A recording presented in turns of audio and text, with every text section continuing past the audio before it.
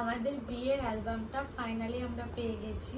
স্মৃতি ভরা কিছু ফটো, কিন্তু ফটোগুলোকে এত কালারফুল বানিয়ে দিয়েছে যে আমাদের ছবিটা, এই ছবিটা একমাত্র সুন্দর। এখানে আমার বন্ধু রয়েছে। আসসালামু আলাইকুম গাইস, কেমন আছো সবাই? আশা করছি সবাই অনেক ভালো আছো, সুস্থ আছো।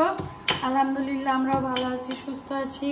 এখানে অল্প আমি একটু অনেকদিন পর আদা রসুন পেস্ট করলাম, আর ডিম আলুর তরকারি করবো। মা বলেছে একটু সামান্য আদা রসুনের পেস্ট দিবি।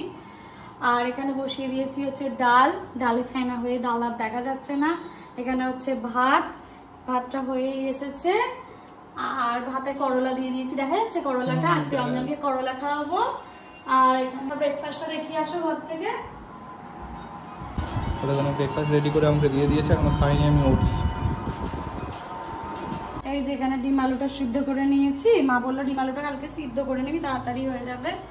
তো এটা ফুটে গেছে, পড়ে যাবে তো নাকি? হ্যাঁ হ্যাঁ হয়ে যাবে, অসুবিধা। সমস্ত কিছু ঘাঁটি নিয়ে বসেছি, এখন আমি খেতে রমজানের টিফিন গুছিয়ে দিয়েছি। এখানে রমজান হুড়োহুড়ি করছে, দেরি হয়ে গেছে। এই অফিস টাইমটা এত হুড়োহুড়ির মধ্যে কাটে না। সাবধানে যাবে, হ্যাঁ, গাড়ি আসতে চালাবে। এত ব্যস্ততার মধ্যে কাটে না সকালবেলাটা, আমি জাস্ট আর পেরে উঠছি না। মা নিচে এসছে, মা একটু ডানকুনি এসেছিলো, এখন আমি মায়ের সাথে যাবো। রমজান তো বেরিয়ে গেছে অফিসে, তো চলো তাড়াতাড়ি করে গেটটা লক করি। বাবারে, সংসার বড্ড চাপের জায়গা, ব্যালেন্স করে চলতে হবে। যদি আলহামদুলিল্লাহ তেমন কিছুই ব্যালেন্স করতে হয় না, কিন্তু সকালবেলাটা খুব প্রেশারে থাকি।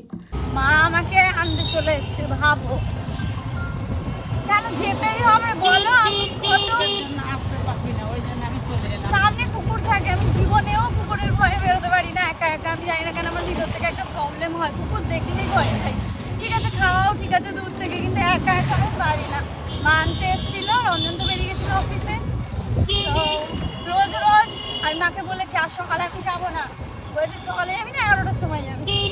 কেমন আছো বলো? বললাম ওপরে চলো বসবে, গেল না, বললো তোর বোনেদের তালা মেরে এসছি, তাড়াতাড়ি চল। বাড়িতে তালা মেরে চলে এসছি, গেটে তালা মেরে এসছি। চলো। আসার সময় মা নিয়েছে রাধা পল্লবী আর ঘুগনি। আমার আঙুল কেটে গেছে দেখে বোন আমাকে খাইয়ে দিচ্ছে। আসলে ও এখন আমার দিদি হয়ে গেছে। মায়ের কিচেনে চলে এসেছি, গন্ধে গন্ধে এত সুন্দর স্মেল বেরিয়েছে গাইস, কি বলবো। মা দেখাও কি বানিয়েছো। ইলিশ মাছ, এখানে বেগুন দিয়ে, কালো জিরে ফোড়ন দিয়ে, কাঁচা লঙ্কা দিয়ে ইলিশ মাছের পাতলা করে ঝোল। পাতলা ঝোল। মা না তরকারিতে আজকাল হলুদ দেয় না, কি যে টেস্টি হয়। ডাল সেদ্ধ করছি মা, পেঁয়াজ এ দিয়ে। আর একটা হয়ে গেছে এখানে পেঁপে, বিট, গাজর, শসা। হ্যাঁ শসা, একটা পেঁয়াজ দিয়েছি। আচ্ছা এত কিছু হয়ে গেছে, এরকম করবো তো, কিন্তু কিচ্ছু লাগবে না, এই মাছটা দিয়ে ভাত খাওয়া হয়ে যাবে। দেখো টেস্টটা। বিসমিল্লাহ। মা এদের কাছে আসার একটা প্রফিট আছে জানো তো, হ্যাঁ টেস্ট করতে দেয়। আমার এমনি জিভে জল চলে আসছে মা।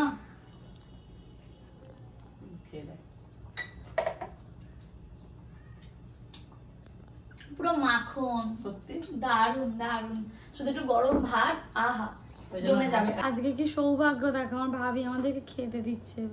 কপাল কি, হ্যাঁ, এরকম রান্না করে একদিন পাক পেরে খাওয়াবে, তাহলেই তো ধন্য, বল মানা। আসবে তো রমদিন একটা, ইনশাআল্লাহ আসবে। মাছের তরকারিটা দেখছো কি আমি। লাঞ্চ করে উপরে এসে শুয়ে পড়েছিলাম, আর বোন এখন কেটে এনেছে ফল। আমাদের বিয়ের অ্যালবামটা ফাইনালি আমরা পেয়ে গেছি। এখানে ভাইয়ের আর আমার একসাথে তো অনুষ্ঠানটা হয়েছিল, তো ওদের আর আমাদের ফটো দেওয়া রয়েছে।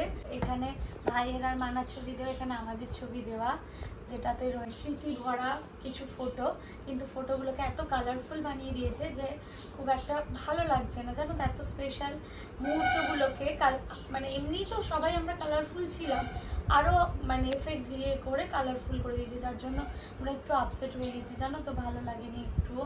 তো এত সুন্দর একটা দিনের স্মৃতি এভাবে যে পাবো ভাবিনি, ভেবেছিলাম হয়তো নর্মাল করবে, কিন্তু খুব সুন্দর করবে, কিন্তু এত বেশি চোখে লাগার মতো করে দিয়েছে। বা একটু ক্লোজ থেকে দেখিয়ে দে, দেখা যাচ্ছে। এখানে আমি আর রমজান, এখানে আমি, এখানে ভাই ভাবি, এরকম করে আমাদের প্রতিটা পেজে ছবি রয়েছে। এখানে তো আমাদের ছবিটা, এই ছবিটা একমাত্র সুন্দর। এখানে আমার বন্ধু রয়েছে, এখানে বাবা মা, আমি আর মানা রয়েছি, দেখা যাচ্ছে আবু। এখানে ভাই ভাবি রয়েছে। আচ্ছা বোন কোথায় গেল? বোনকে একবার দেখিয়ে দিই। বোনকে কি দেয়নি? এই পেজটা খুব সুন্দর, দেখ এই পেজটা, মানে ফটোটা সুন্দর বলছি না, আমাদের দুজনকে সুন্দর লাগছে। এখানে আমি আর রমজান, এখানে আমি আর রমজান, এই যে এখানেও আমরা আমার দেখা যাচ্ছে না তো, দেখা যাচ্ছে না, দেখা যাচ্ছে আমার এই ফটোটা সুন্দর। বিয়ে কবে হবে, বিদায় অনুষ্ঠান কবে হবে, দেখতে দেখতে সব কিছুই পার করে ফেললাম আমরা। আমাদের বিয়ের যে 2 বছর হয়ে গেল, কিভাবে হলো সেটা বুঝতেই পারলাম না। চোখের নিমেষে সময় কেটে যাচ্ছে, দিন কেটে যাচ্ছে, এই দিন হচ্ছে এই রাত হচ্ছে। আর জানো তো, এই অ্যালবামটা নিয়ে ছবিগুলো যখন দেখছি, ভাবছি যে ভালোই হয়েছে একটা অ্যালবাম করে। ফোনে যতই ভিডিও থাক না কেন বা ক্যাসেটে, সেগুলো খুব একটা দেখা হয় না জানো তো। স্পেশাল দিনের স্পেশাল মুহূর্তের ফটো ভিডিও ভাবি দেখবো, কিন্তু দেখা হয় না। এই যে অ্যালবামটা রয়েছে, তবু মাঝে সাঝে ওপেন করে দেখা যাবে। দেখতে দেখতে আমরা কত বড় হয়ে গেলাম বলো। এই তো সেই দিন আলাপ রমজানের সাথে, কবে বিয়ে হয়ে গেল, কবে অনুষ্ঠান, বিদায়, সবটা হয়ে গেছে।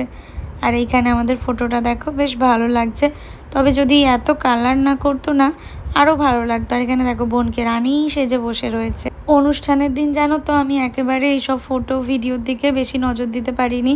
আমার ব্লগের দিকে আমি নজর দিয়েছিলাম, আর বেশিরভাগ মানে মাথাটাই রয়েছিল সবার সাথে হাসি মুখে কথা বলতে হবে। এটা প্রত্যেকের সাথে হাসি মুখে কথা বলা, তাদের আপ্যায়ন করা, এটাই ছিল আমার ফার্স্ট প্রায়োরিটি। আর এখানে আমার বন্ধুরাও রয়েছে, ভাই ভাবিদের ফটো রয়েছে। আমাদের একসাথে যেহেতু হয়েছিল, সমস্ত ফটোই একসাথে রয়েছে। তোমরা সবাই আমাদের জন্য দোয়া করো, যেন আমরা হাসতে খেলতে আমাদের জীবনটা কাটিয়ে দিতে পারি। আমরা একটুখানি বেরোচ্ছি, মা আমি আর বোন, একটু দরকার আছে, তো রেডি হয়ে বেরিয়ে পড়লাম। এই যে রচনা দিদি, বলো কেমন আছো? ভালো না তো? হ্যাঁ ভালো না? হ্যাঁ, শারীরিকভাবে যে কোনোভাবেই হোক, আপস অ্যান্ড ডাউনস তো থাকে, তো কখনো ভালো কখনো খারাপ। যাই হোক, চলো এখন আমরা একটু বেরোলাম, আগে চলো। আর সবাই আমাদের জন্য অনেক অনেক দোয়া করো, হ্যাঁ, যেন সুস্থ থাকি, ভালো থাকি। মাকে আর বোনকে টোটোয় তুলে দিলাম, কারণ এখানে রমজান দাঁড়িয়ে রয়েছে আমার জন্য। অফিস থেকে ফিরে আমি ওর সাথে যাব, দরকার ছিল, এসছিলাম। কই গো, অমনি বউয়ের পিছু পিছু চলে আসতে হবে। সামনে থেকে এসেছো? চল, ওদেরকে ছেড়ে দিলাম, তোমার সাথে যাব বলে।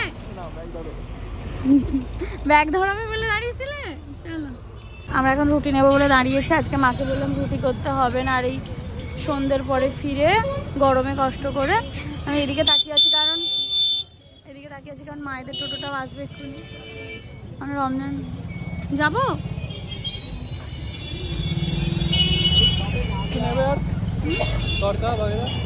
না না না, ইলিশ আছে, আছে ভাত গরম, ঠিক আছে। তাহলে অতগুলো রুটি বারণ করো, 10টা বলো। 10টাই বলেছি, ঠিক আছে, 10টা বলেছি। হ্যাঁ, বেশি হলে সকালে খেয়ে নেবে, খাওয়া যায় তো। বাসি তুমি কোনোদিন আচার দিয়ে রুটি খেয়েছো? চিনি গুলে রুটি খেয়েছো? হ্যাঁ, ওটা না, চিনি গুলে ডুবিয়ে ডুবিয়ে। রুটির জন্য ওয়েট করছি আমি। কেউ এক কাপ চা খেয়ে বাড়ি যাবো, কাকুর দোকানে। এই জন্য আমি বরটাকে আমি একটু ভালোবাসি।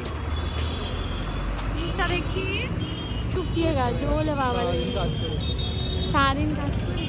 মা এখানে পাস করবে। কই পাস করছেন? আমি তো তাকিয়ে আছি গো।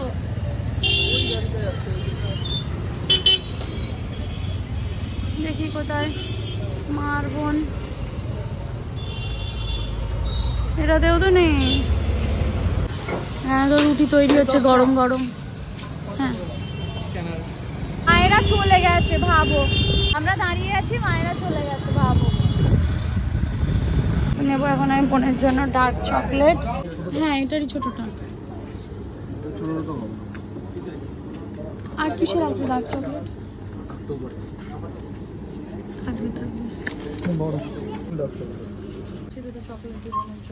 দেখো, রমজান এখন বাবার মতো হয়ে গেছে, অল টাইম বিজি কাজে। আর এখানে আমি নিচ্ছি একটু দুধ।